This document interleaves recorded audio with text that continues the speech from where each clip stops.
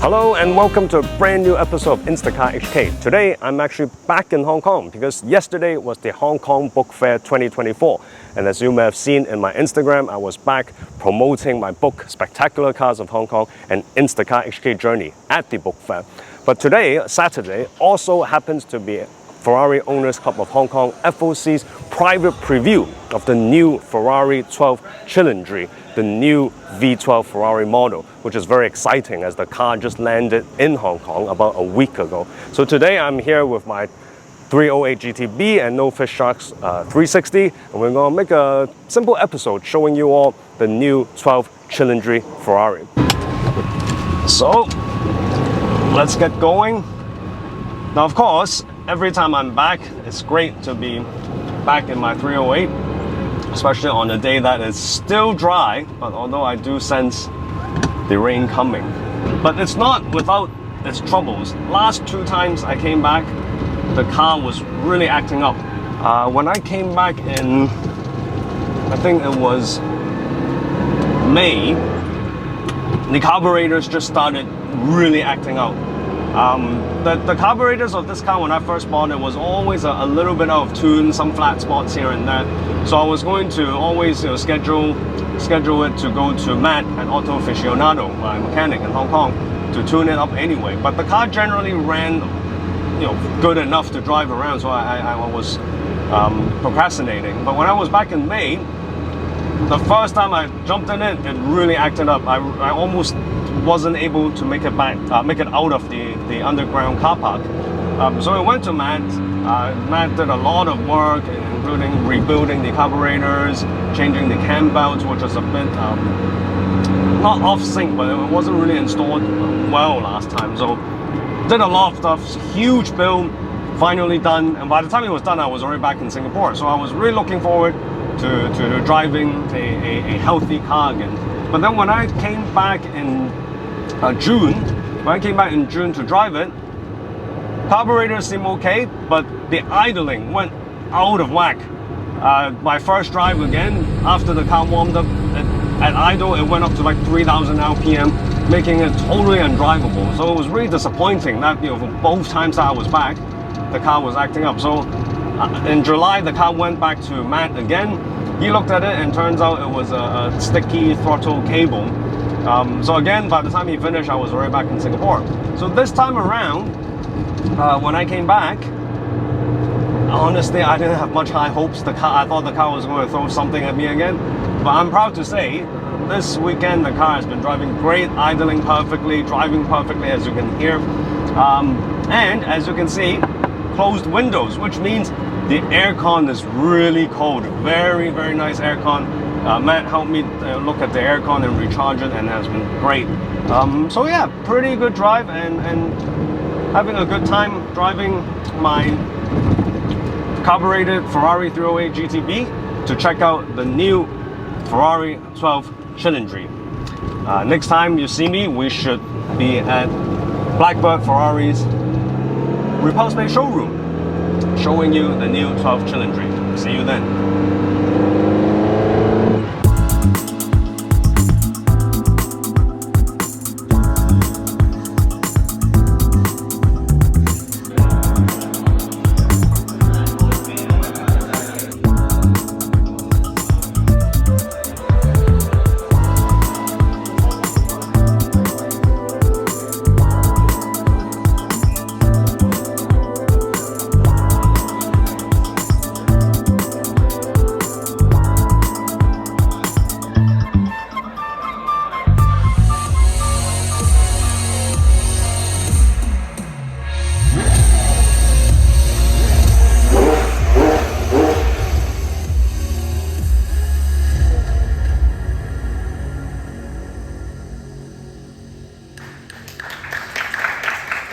All right, ladies and gentlemen, so this is the all-new 12 Cilindri. So I just learned the proper pronunciation from the speech that General Manager of Blackbird, Frank Liu, gave just now.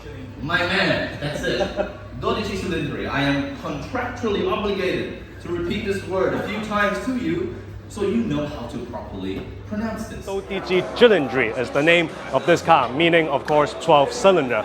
Now, quickly, talking about the powertrain first, it has the V12 engine, obviously 6.5 liter naturally aspirated, pumping 830 horsepower. So this engine actually came directly from the 812 Competizione, which is obviously the special edition of the older model. Super fast, 0 to 60, 2.9 seconds. They got a lot of trick new technology, obviously, including the intake, which apparently at lower revs, they will make the air travel longer, so the torque is better at lower revs. But once the revs goes higher, the intake will shift and the air would go in a shorter route, giving it more power.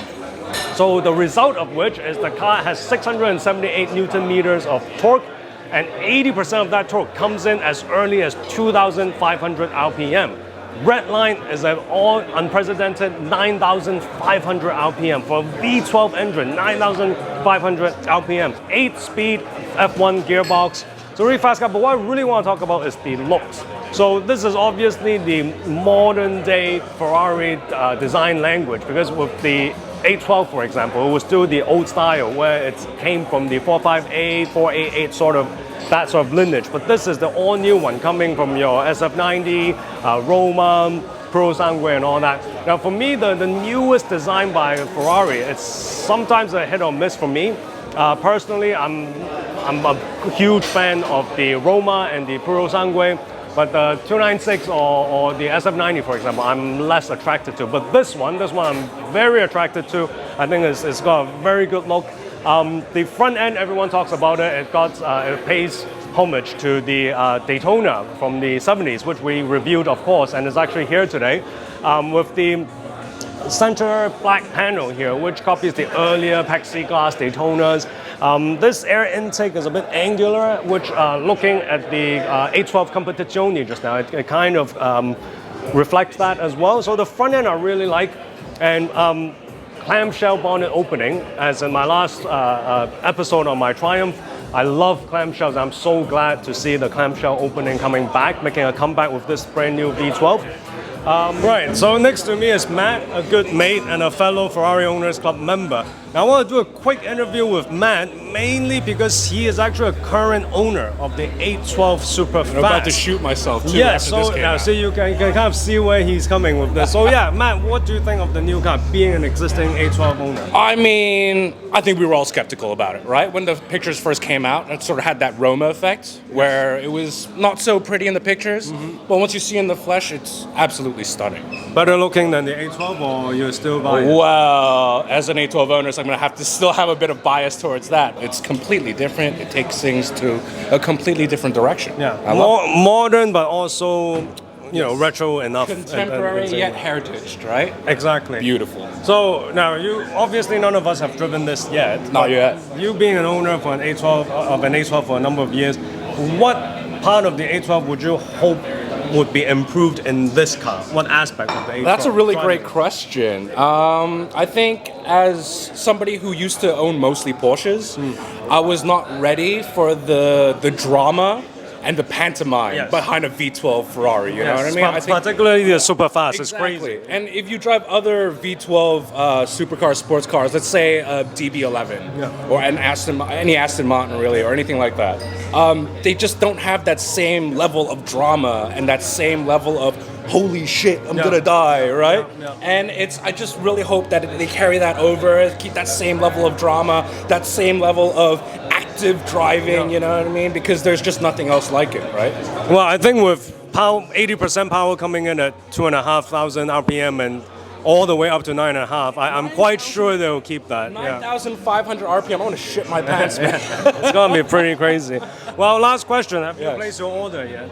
Well, I think all of us 812 owners bought the 812 because we thought it was going to be the last V12 Ferrari. That's what they keep telling you. That's what they keep saying, right? So I guess we're just going to have to see. We know that this is not going to be the last V12 Ferrari now because they announced that they would keep producing them as long as they can. But it is very tempting. It is very tempting. So no then, I see Frank looking very angry over that, but okay. Let's see how the economy goes. All right, thank you, man. Appreciate it. Thank you. Cheers, man. Now, so coming to the rear. Honestly, the rear, I was looking at pictures before, I was the most skeptical about, because similar to the SF90 design, they have this what they call delta wing design, which is supposed to make the car look, in action, even when it's stationary, as a fighter jet design kind of thing. But looking at the picture, I thought the rear looks really bulbous and round. Look at this. It's like a huge balloon, and without any slits or anything. In that sense, the Spider version is much better because it has the two bulbs at the back for the top to retract to. But this, in picture, as I said, I was really not confident. But seeing it in person, yes, it's still a bit balloony, it's still a bit round and bulbous, but at least the roof line is actually quite low. So it's less snail looking in person. But I would say I still would prefer the Spider because of this. I am not really a fan of this balloon look. Despite having the not as good looking rear, in my opinion, one redeeming factor is they have this pretty cool new thing, which is they have the active aero, where both these small wings at different speeds will come up to help the drag and whatnot. Now, we haven't seen pictures of how it looks like when it comes up yet, but I think that will come soon. The lights, of course, they have the new style rear lights, which started with the Roma, I think. And the exhaust, for the first time in a while, it's not round exhaust, but square and angular exhaust, which looks great. Obviously, a huge carbon fiber underbody tray. Again, trademark Ferrari. These days, they all look very good. Interior, I'm not really going to get into. It's the new age Ferrari interior with the LED screens and whatnot. But yeah, generally, I had high hopes for this car, even when we saw pictures. I did have high hopes for this car. But seeing in the flesh really assured me that this is a very nice car, and I can't wait to see registered ones on the road. One quick thing is this model is also quite special, where Blackbird Ferrari Hong Kong was able to get a special edition of this car just for the Hong Kong market called the Mountain and Sea. Mountain would be in a greenish mountain color. The sea version will obviously be in a blue sea color to reflect the landscape of Hong Kong, with mountains and sea just minutes away from each other. That will be an exclusive Hong Kong limited edition model, and they will be limited to 6 each, 6 of the mountain and 6 of the sea, to reflect, of course, the 12, which is the 12 Cilindri. So I hope you enjoyed this video, a quick introduction and a quick look at the all-new 12 Cilindri. Thank you so much, Blackbird Ferrari, for having us over and for having this beautiful display with the older models, V12 with the Daytona, with the A12 Competizione, the F12 TDF, and the 599 GTO. Amazing display. If you like this video, please give us a like, please subscribe, please remember to click the bell button next to the subscribe button so you know when our next episode is. Thank you and have a good day.